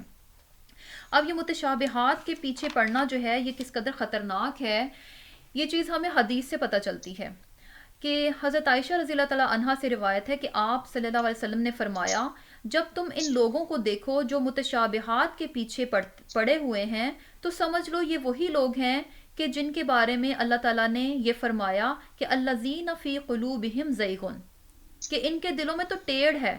تو کیا ہے، آپ نے کیا نصیحت فرمائی؟ تو ان سے دور رہو۔ یعنی ایسے لوگوں کو جب تم دیکھو کہ جو کہ اصل کو چھوڑ کر، الکتاب کو چھوڑ کر، محکم آیات کو چھوڑ کر متشابہات کی اس میں پڑ جائیں، تو پھر کیا ہے، ایسے لوگوں سے تم دور رہو۔ پھر اس کے بعد کیا ہے کہ جیسے کہ راسخون فی العلم کی بات ہوئی ہے، تو راسخون فی العلم کا رویہ جو ہے متشابہات آیات کے بارے میں اور محکم آیات کے بارے میں کیا ہے، بہترین رویہ انہوں نے اپنایا. وہ کیا کہتے ہیں؟ یقولون، کہتے ہیں، آمنا، ایمان لائے ہم، بھی اس پر، کلن، یہ سب، یعنی یہ سب جو آیات ہیں، متشابہات ہیں، محکمات ہیں، یہ سب کیا ہیں؟ من عند ربنا، ہمارے پروردگار کی طرف سے ہیں. یعنی محکم آیات جن کو کہ ہم نے سمجھ لیا وہ ہمارے عمل کے لیے، ہماری ہدایت کے لیے کافی ہیں. اور پھر اس کے ساتھ ساتھ جو متشابہات ہیں ان پر کیا ہے کہ ہم ایز اٹ از ایمان لے کر آتے ہیں کہ اگر ہمارے رب نے یہ بات فرمائی ہے تو یہ ایسے ہی ہے، ہم اس کی تہ تک نہیں پہنچ سکتے. اور پھر اللہ تعالیٰ کیا فرما رہے ہیں؟ وما یذکروا، اور نہیں نصیحت قبول کرتے، الا اولو الالباب، مگر اہل دانش، اہل عقل مند. یعنی ان چیزوں سے کیا ہے کہ جب باتیں جو ہیں کھول کھول کر بیان کر دی گئیں، اس کے باوجود بھی اگر انسان جو ہے متشابہات کے پیچھے پڑتا ہے اور گمراہی کی طرف جاتا ہے تو پھر کیا ہے کہ سراسر بیوقوفی ہے. جبکہ عقل مند لوگ جو ہیں وہ کیا ہے؟ نصیحت کو قبول کر لیتے ہیں. اس کے بعد جو ہے بہترین دعا بتائی جا رہی ہے کہ اللہ تعالیٰ فرما رہے ہیں کیا دعا ہے کہ ربنا، اے ہمارے پروردگار، لا تزغ، نہ کجی پیدا کر، قلوبنا، ہمارے دلوں میں، بعد از، جب کہ ہدیتنا، ہدایت بخشی تو نے ہمیں، وہب لنا، اور عطا فرما ہم کو، من لدنکا، اپنے پاس سے، رحمتن، رحمت، انکا، بے شک تو، انتا، تو ہی، الوہاب، بہت عطا فرمانے والا ہے. ربنا، اے ہمارے پروردگار، انکا، بے شک تو، جامع، جمع کرنے والا ہے، الناسی، لوگوں کو، لیومن، اس دن کے لیے، لا ریبہ، نہیں کوئی شک، فیہ، اس میں، ان اللہ، بے شک اللہ، لا یخلف المیعاد، نہیں خلاف کرتا اپنے وعدے کے. اب یہاں پر یہ راسخون فی العلم جو ہیں یہ اپنے بارے میں کیا دعا مانگتے ہیں کہ اے رب، جب تو نے ہمیں ہدایت بخش دی تو اس کے بعد ہمارے دلوں میں کجی نہ پیدا کرنا اور ہمیں جو ہے اپنے ہاتھ سے رحمت عطا فرمانا، کیونکہ بے شک کیا ہے، تو بہت بڑا عطا فرمانے والا ہے. اور پھر کیا کہتے ہیں کہ بے شک ایک ایسا دن آئے گا، ایک ایسا دن آئے گا کہ جس میں کہ تو لوگوں کو جمع کرے گا. اب یہاں پہ کون سے دن کی بات ہو رہی ہے؟ قیامت کی بات ہو رہی ہے. یعنی قیامت کا وعدہ جو ہے وہ بالکل برحق ہے. اب یہاں پر بھی دیکھیں، یعنی قیامت کیا ہے کہ قیامت کا وقت اور جگہ نہیں بتایا گیا، قیامت کی جگہ اور قیامت کے وقت جو ہے اس کو نہیں بتایا گیا. اور راسخون فی العلم جو ہیں ان کا بہترین رویہ کیا نظر آتا ہے کہ صرف قیامت کے بارے میں بتا دیا گیا کہ ہاں ایک ایسا دن آئے گا کہ جس دن کے انسانوں کو جمع کیا جائے گا. تو پھر وہ بھی کیا کرتے ہیں کہ اے رب، یعنی کیا ہے کہ بے شک اس میں کوئی شک کی بات ہی نہیں ہے کہ وہ دن ضرور آئے گا. بے شک اس کا وقت اور اس کی جگہ نہیں بتائی گئی، لیکن اس کے باوجود کیا ہے کہ وہ دن آئے گا کہ جس دن کیا ہے کہ تمام لوگوں کو جمع کیا جائے گا. اور اللہ تعالیٰ کیا ہے، اپنے وعدے کے خلاف نہیں کرتا. یعنی قیامت جو ہے وہ برحق ہے، آ کر رہے گی. اب یہاں پر جو ہے جیسے کہ کیا ہوتا ہے کہ دلوں میں کجی کی بات ہے، اور یہ بات یعنی بالکل واضح ہے کہ انسان کے دل میں ایمان کا لیول اور ہدایت جو ہے نا وہ ہمیشہ ایک جیسی نہیں رہتی. بہت بار ہوتا ہے کہ انسان بہت سیدھے رستے کی طرف ہوتا ہے اور ایک دم کیا ہے کہ اس کے دل میں ٹیڑھ پیدا ہو جاتی ہے، وہ ہدایت سے گمراہی کی طرف چل پڑتا ہے. تو اس لیے کیا ہے کہ کبھی بھی یعنی انسان کو یہ نہیں سمجھنا چاہیے کہ اچھا میں ایک بار ہدایت کی طرف آ گیا تو شاید ہمیشہ ہی ہدایت پر رہوں گا. ہمیشہ ہمیشہ جو ہے اپنے رب سے بہت زیادہ دعا کرنی چاہیے، کیونکہ نہیں معلوم کہ کب انسان کے دل میں جو ہے وہ کجی پیدا ہو جائے. کیونکہ یہ کجی بھی جو ہے یہ اللہ ہی کے اختیار میں ہے. یہ چیز بھی ہمیں حدیث سے پتہ چلتی ہے کہ دل رحمان کی 2 انگلیوں کے درمیان میں ہے، چاہے تو سیدھا کر دے، چاہے تو ٹیڑھا کر دے. یعنی اللہ تعالیٰ کا کلی اختیار اللہ تعالیٰ کا ہے، وہ چاہے تو انسان کے دل کو سیدھا کر دے، چاہے تو سیدھے دل کو بھی ٹیڑھا کر دے. تو اس سے کیا بات پتہ چلتی ہے کہ ہمیشہ انسان اگر صحیح بات پر بھی ہو، سچ پر بھی ہو، ہدایت پر بھی ہو، تو ہمیشہ ہمیشہ اپنے لیے کیا ہے کہ ہدایت کی دعا مانگنی چاہیے. اور پھر یہ کہ اس بات کی بھی دعا مانگنی چاہیے کہ اے رب، ہدایت پر آنے کے بعد جو ہے ہمارے دلوں میں کجی پیدا نہ کرنا.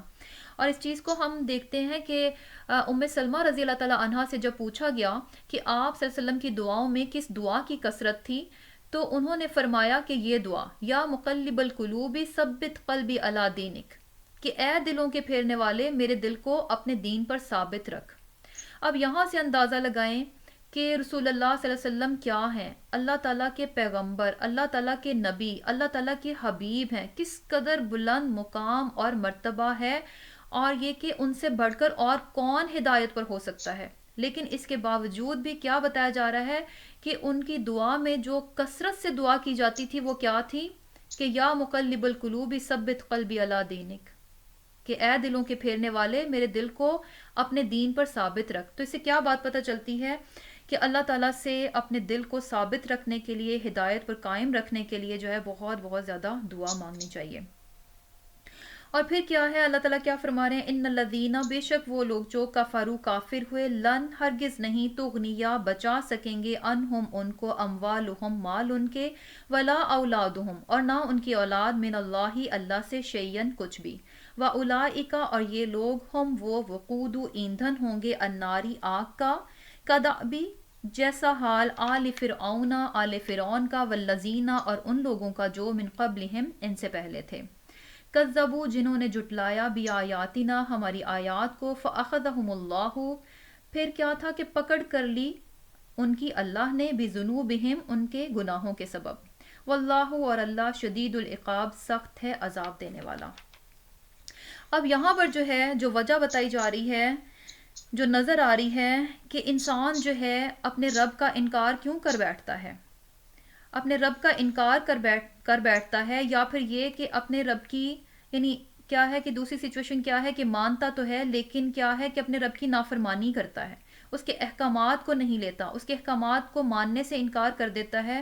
تو اس کی جو وجہ ہمیں یہاں پر نظر آ رہی ہے وہ کیا ہے، مال اور اولاد، کیونکہ اللہ تعالیٰ فرما رہے ہیں کہ یہ دونوں چیزیں، مال اور اولاد جو ہے نا، کہ انسان جو ہے انکار کرتا ہے انہی دونوں چیزوں کے بدلے میں، تو کیا ہے کہ یہ دونوں چیزیں، اس کا مال اور اس کی اولاد جو ہے اللہ سے اس کو بچا نہیں سکیں گی، اس کے کچھ بھی یہ دونوں چیزیں کام نہیں آئیں گی۔ بیسیکلی اگر دیکھا جائے کہ انسان جو ہے ان دونوں چیزوں پر بہت زیادہ زوم کرتا ہے، یعنی جس کے پاس مال ہے اسے لگتا ہے کہ بس میرے پاس مال ہے تو ہر مشکل میری آسان ہو سکتی ہے کیونکہ میرے پاس مال ہے، ہر مصیبت مجھ سے ٹل سکتی ہے کیونکہ میرے پاس مال ہے۔ اور جس کے پاس اولاد ہو تو وہ اپنی اولاد پہ بہت زوم کرتا ہے کہ یہ اولاد جو ہے مجھے بچا لے گی۔ تو یہاں پر ان دونوں چیزوں کے بارے میں بتایا جا رہا ہے کہ انسان اس دھوکے میں نہ رہے، جن چیزوں کے بدلے میں، یعنی مال کے پیچھے بھی کیا ہوتا ہے، انسان جو ہے مال کے پیچھے اپنے رب کی نافرمانی کر بیٹھتا ہے، اپنے رب کا انکار کر بیٹھتا ہے، حلال اور حرام بھلا دیتا ہے، اور اسی طرح اولاد میں بھی گم ہو کر کیا ہے کہ اپنے رب کو بھول جاتا ہے۔ تو یہ دونوں چیزیں کیا ہیں، اللہ کے مقابلے میں کچھ بھی کام نہیں آئیں گی۔ اور پھر کیا ہے کہ ایسے لوگوں کے بارے میں کیا کہا جا رہا ہے کہ جو انکار کرتے ہیں تو وہ کیا ہے کہ یہی لوگ کیا ہے کہ ایندھن ہوں گے آگ کا، یعنی جہنم کا ایندھن جو ہے وہ خود انسان ہوگا جس نے کہ اللہ تعالیٰ کا انکار کیا۔ اور یہاں پر جو ہے بیسیکلی جیسے کہ آگے فرعون کی مثال جو ہے وہ دے کر بتایا جا رہا ہے کہ اس وقت کے جو مشرکین تھے، یہود اور نصارہ، جو کہ اللہ تعالیٰ کا انکار کر رہے تھے، ان کو یہ بات بتائی جا رہی ہے کہ اللہ تعالیٰ کے اللہ سے انکار کرنے والے لوگ جو ہیں نا وہ کبھی فلاح نہیں پا سکتے۔ وہ کیا ہے، وہ چاہے جتنے بھی طاقتور کیوں نہ ہوں، کتنے بھی مضبوط کیوں نہ ہوں، آخر کار کیا ہے کہ اللہ تعالیٰ جو ہے ان کو سزا دیتا ہے، اور اللہ کے سامنے ان کو کوئی بچا نہیں سکتا۔ فرعون کی مثال دی گئی، فرعون کیا تھا، اپنے آپ کو خدا کہتا تھا، لوگوں سے اپنی عبادت کراتا تھا، تو کیا تھا، اسے بھی بڑا زوم تھا کہ میرے پاس بہت طاقت ہے، میرے پاس بہت بڑے بڑے لشکر ہیں، میرے پاس مال ہے، میرے پاس محل ہیں بڑے بڑے۔ تو کیا ہوا، جب اللہ تعالیٰ جو ہے اس کو غرق کرنے پر آیا تو اس کی مال، اس کا اولاد، اس کے بڑے بڑے لشکر فرعون کو بچا نہ سکے، آخر کار اس کا انجام کیا ہوا، بہت برا ہوا۔ تو یہ چیز جو ہے بیسیکلی جو نہ ماننے والے ہیں ان کو وارننگ دی جا رہی ہے، ان کو جو ہے مثال دے کر سمجھایا جا رہا ہے کہ جو نافرمان ہے وہ کتنا ہی بڑا طاقتور کیوں نہ ہو، اس کو اس کی کوئی بھی طاقت جو ہے اللہ کے سامنے بچا نہیں سکتی۔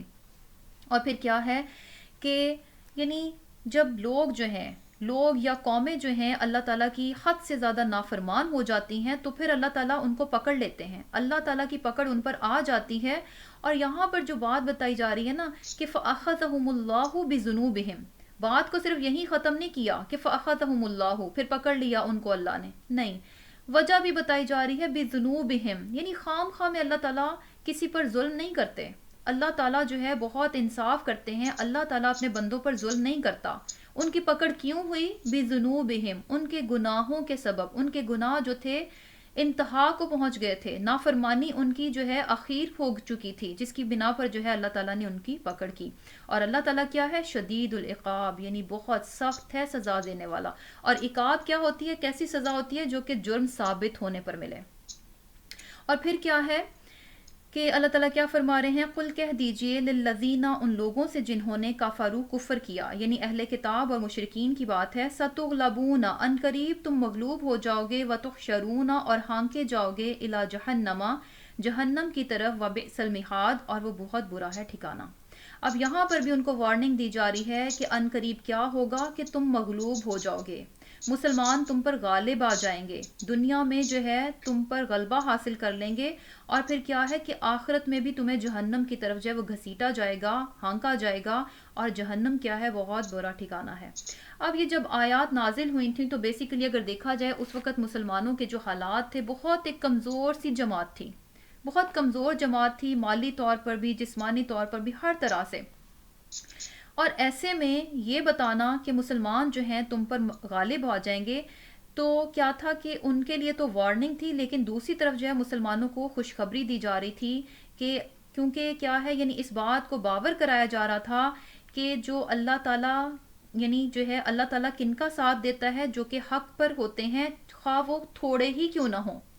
تو یہاں پر بھی، اور پھر بعد میں یہی ہوا کہ یہود جو تھے وہ بھی مغلوب ہوئے، نصارہ سے بھی جزیہ لیا گیا، مشرکین کو نکال دیا گیا، مکہ فتح ہوا، خیبر فتح ہوا.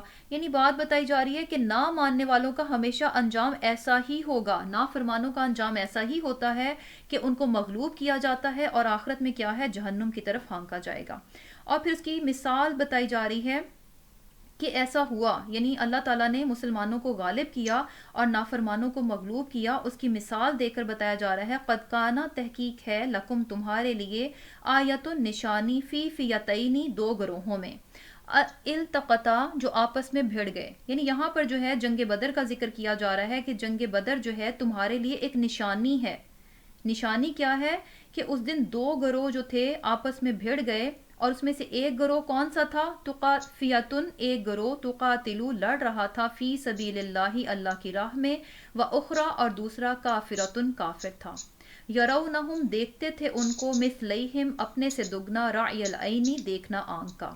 واللہ، اور اللہ، یعیدو، مدد دیتا ہے، بنصرہ، اپنی نصرت سے، من یشاء، جس کو چاہتا ہے. انا، بے شک، فی ذالک، اس میں، لعبرتن، عبرت ہے، لأولی الابصار، اہل بصیرت کے لیے. یہاں پر جو ہے جنگ بدر کی مثال دے کر جو ہے ان کو بتایا جا رہا ہے کہ نہ ماننے والوں کا انجام کیسا ہوگا. اب یہاں پر جو ہے جیسے کہ یہ بات ہو رہی ہے کہ یرونہم مثلیہم رعی العینی، کہ وہ دیکھتے تھے اپنے سے دگنا، دیکھنا آنکھ کا. یہ کس طرح سے تھے؟ جیسے کہ ہم دیکھتے ہیں کہ جنگ بدر میں مسلمانوں کی تعداد جو تھی وہ 313 تھی، اور کافر اس کے مقابلے میں کیا تھے؟ 1000 تھے. اب کیا ہوا کہ مسلمان جو تھے کافروں کو اپنے سے دگنا دیکھ رہے تھے. یعنی مسلمان خود کتنے تھے؟ 313 تھے، اور ان کو کافر جو تھے وہ 626 نظر آ رہے تھے، حالانکہ کافر تھے کتنے؟ 1000 تھے. یعنی ایکچول سے کم نظر آئے مسلمانوں کو. اور پھر کیا ہے کہ کافر جو تھے مسلمانوں کو اپنے سے دگنا دیکھ رہے تھے. اب کافروں کی تعداد کتنی تھی؟ 1000، اور ان کو مسلمان کتنے نظر آ رہے تھے؟ 2000. یعنی اپنے سے ڈبل ان کو نظر آ رہے تھے، اپنے سے زیادہ. اور ایکچول میں مسلمان تھے کتنے؟ صرف 313 تھے. اور اللہ تعالیٰ فرما رہے ہیں کہ ان کا دیکھنا صرف خیال ہی نہیں تھا کہ ان کو خیال ہی میں لگ رہا تھا، بلکہ کیا تھا؟ عین الیقین تھا، آنکھوں سے دیکھ رہے تھے. اور یہ کیا تھی؟ بیسیکلی مسلمانوں کی مدد کی گئی تھی، کیونکہ مسلمان 313 تھے اور سامنے جو تھے کفار جو تھے وہ 1000 تھے. اب اپنے سے صرف ڈبل دیکھ لینا کہ 626، یہ اس سے کہیں کم تر ہے کہ کہاں، یعنی ڈبل کی بجائے وہ ٹرپل تھے. کافر کتنے تھے؟ 1000 تھے. تو 313 اور 626 کیا کہ ایک مسلمان کے حصے میں دو دو کافر نا. تو یہ مقابلہ جو تھا اس سے آسان لگا بجائے کہ ان کو 1000 ہی نظر آتے. اور دوسری طرف کیا ہے کہ کافروں کو صرف 313 مسلمان جو تھے وہ اپنے سے ڈبل نظر آئے، جو کہ یعنی کافروں کا کیا خیال تھا کہ وہ تو اس نشے میں چور تھے کہ ہم تو بہت زیادہ ہیں، طاقت میں بھی، قوت میں بھی اور تعداد میں بھی، تو آج تو ہم مسلمانوں کو جو ہے ختم کر کے ہی دم لیں گے. تو ان کو جو تھا یعنی اپنے سے مسلمان جو تھے وہ 2000 نظر آئے. اور اب کیا ہے، یہاں پر جو ہے اللہ تعالیٰ نے ان کی مدد کی. اللہ تعالیٰ فرما رہے ہیں میں یشاء، یعنی جس کو وہ چاہتا ہے اپنی مدد دیتا ہے. اس وقت کے مسلمانوں کی جنگ بدر میں مسلمانوں کی مدد کی گئی. تو اس کی وجہ ہمیں کیا نظر آتی ہے؟ سب سے پہلی کیا کہ صحابہ کرام نے سمعنا و اطعنا کہا، یعنی دشمن کو دیکھ کر جنگ سے منہ نہیں پھیرا. اور صحابہ کرام نے رسول اللہ صلی اللہ علیہ وسلم سے کہا کہ ہم وہ نہیں کہیں گے جو موسیٰ نے ان کی قوم سے کہا تھا. موسیٰ علیہ السلام کی قوم نے ان سے کیا کہا تھا جب ان سے کہا گیا کہ جائیں فلسطین کو فتح کریں، تو انہوں نے اپنے نبی کو کیا جواب دیا کہ ہم تو یہاں بیٹھے ہیں، آپ جائیں اور آپ کا رب جائے، ہم نہیں جانے والے. تو صحابہ کرام نے کہا کہ ہم وہ جواب نہیں دیں گے، ہم وہ نہیں کہیں گے جو موسیٰ علیہ السلام سے ان کی قوم نے کہا تھا.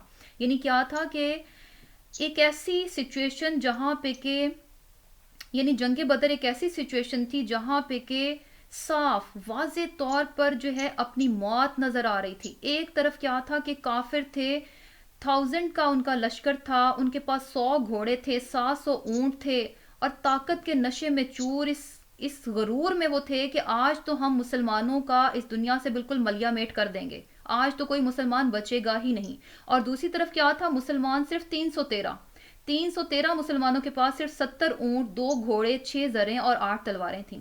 تو ایسی صورت میں جبکہ دشمن جو ہے اس قدر طاقتور ہو اور پھر بھی اس کے مقابلے میں ڈٹ جانا، پھر بھی سمعنا و اطعنا کہنا، یعنی کیا تھا، اپنی موت کو آواز دینا. صاف نظر آتا تھا کہ آج تو موت ہی موت ہے، یعنی خود وہ موت کا مقابلہ کرنے کے لیے کھڑے تھے. تو یہ کوئی چھوٹی سی اطاعت نہیں تھی. اور پھر کیا تھا کہ ان کی نیت کیا تھی، بالکل خالص تھی. اور ان کی نیت اس قدر خالص تھی کہ اللہ تعالیٰ نے ان کی نیت کو جو ہے اس قرآن میں بیان کر دیا. کیا کہا کہ فِئَةٌ تُقَاتِلُوا فِي سَبِيلِ اللَّهِ، ایک گروہ لڑ رہا تھا اللہ کی راہ میں، وَأُخْرَى كَافِرَةٌ، اور دوسرا کافر تھا. یہاں پہ یہ نہیں کہا کہ ایک طرف مسلمان تھے اور دوسری طرف کافر. یعنی اتنی ان کی نیت صاف ستھری تھی، خالصتاً وہ اپنے رب کی خاطر میدان جنگ میں تھے. تو اللہ تعالیٰ نے کہا کہ وہ گروہ تو ایسا تھا جو اللہ کی خاطر لڑ رہا تھا، ان کو مسلمان بھی نہیں کہا. اور دوسری طرف کیا تھے کہ کافر تھے. اور تیسری وجہ کہ مسلمانوں کی وہاں پر مدد کیوں کی گئی، ان کی ثابت قدمی تھی. تو یہ تینوں چیزیں تھیں کہ جب جو ہے اس قدر یعنی کمی کے باوجود بھی جو ہے وہاں پر مسلمانوں کی مدد کی گئی. اور اللہ تعالیٰ جس کی چاہے مدد کر سکتا ہے. لیکن کیا ہے کہ کیا بات نظر آتی ہے کہ ان کی اطاعت، ان کی نیت اور ان کی ثابت قدمی. تو آج بھی اگر دیکھا جائے کہ آج بھی وہی مسلمان ہیں، لیکن آج مسلمانوں کی مدد نہیں آتی، کیونکہ آج جو ہے نا ہم میں کمی بہت زیادہ ہو چکی ہے. ہم میں جو ہے صحابہ جیسی فرما برداری نہیں ہے، ہم میں جو ہے قربانی کا جذبہ نہیں ہے، ہم اپنے دین کی خاطر کچھ بھی تکلیف اٹھانے کو تیار ہی نہیں ہیں. تو پھر کیا ہے کہ یعنی کمی ہم میں ہے. آج بھی رب وہی ہے، آج بھی اللہ وہی ہے، لیکن کیا ہے کہ اس وقت فرشتوں کو اتار دیا گیا مسلمانوں کی مدد کے لیے، لیکن آج فرشتے نہیں اترتے. رب وہی ہے، کمی کس میں ہے، ہم لوگوں میں ہے. تب کے مسلمانوں میں اور آج کے مسلمانوں میں بہت فرق ہے. آج کا مسلمان جو ہے دین کے لیے ذرا سی بھی تکلیف اٹھانے کا روادار نہیں ہے. اور جبکہ ہم صحابہ کرام کی طرف دیکھتے ہیں تو وہ کیا تھے کہ بالکل قربانی کے جذبے سے سرشار ہوتے تھے. حضرت خدیجہ کو دیکھیں کہ بزنس کرتی تھیں، بہترین بزنس رن کرتی تھیں، بہترین گھر تھا، آسائشوں میں رہتی تھیں، لیکن جب دین کی بات ہوئی تو کس طرح سے قربانی دی کہ بہترین گھر سے جو ہے ایک گھاٹی میں چلی گئیں. 3 سال وہاں رہیں آسائشیں چھوڑ کر جہاں کر پہ جو ہے پتے تک کھانے کو ملے. تو یہ ان کی قربانی تھی نا دین کے لیے. تو جب مسلمان ایسی قربانی کرتے ہیں تو پھر کیا ہے کہ اللہ تعالیٰ کی طرف سے مدد بھی آتی ہے. اور پھر آخر میں کیا بات کہی جا رہی ہے کہ ان فی ذالک لعبرۃ لأولی الابصار، کہ اس میں جو ہے عبرت ہے اہل بصیرت کے لیے. یعنی یہ بات جو ہے مشرکین یہود اور نصارہ جو تھے وہ ایمان نہیں لے کر آ رہے تھے، ان کو یہ بات بتائی جا رہی ہے کہ یہ جو جنگ بدر تھی اس میں تو نشانی ہے، اس میں تو عبرت ہے. لیکن یہ کن کو نظر آتی ہے، یہ نشانی، یہ عبرت کن کو نظر آتی ہے؟ اہل بصیرت کو کہ اتنی کم تعداد ہونے کے باوجود بھی مسلمانوں نے جو ہے کافروں پر غلبہ پا لیا، 70 کافر مارے گئے، 70 قیدی بنائے گئے، باقی جو ہے بھاگنے پر مجبور ہو گئے. تو یہ کیا تھا؟ یعنی اس کا مطلب تھا کہ یہ جماعت حق پر ہے اور اس کی کہیں سے غیب میں سے کہیں سے مدد ہو رہی ہے، اس کو کسی ایسی ہستی کی تائید حاصل ہے جو کہ بہت طاقت والا ہے. تو پھر کیا کہا جا رہا ہے کہ اس میں عبرت ہے، لیکن یہ عبرت کس کو ملے گی؟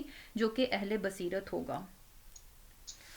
تو الحمدللہ رب العالمین، آج کا ہمارا لیسن جو ہے وہ اینڈ ہوا.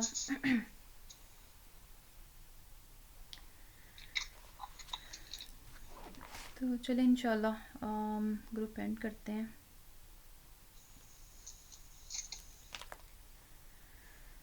اللہ تعالیٰ سے دعا ہے کہ اللہ تعالیٰ ہمیں بھی جو ہے ہدایت پر قائم رکھے اور ہمیں جو ہے ہمارے دلوں کو جو ہے کجی سے محفوظ رکھے. اللہم تقبل منا انک انت السمیع العلیم وتب علینا انک انت التواب الرحیم. آمین. السلام علیکم ورحمۃ اللہ وبرکاتہ. وعلیکم السلام. اللہ حافظ.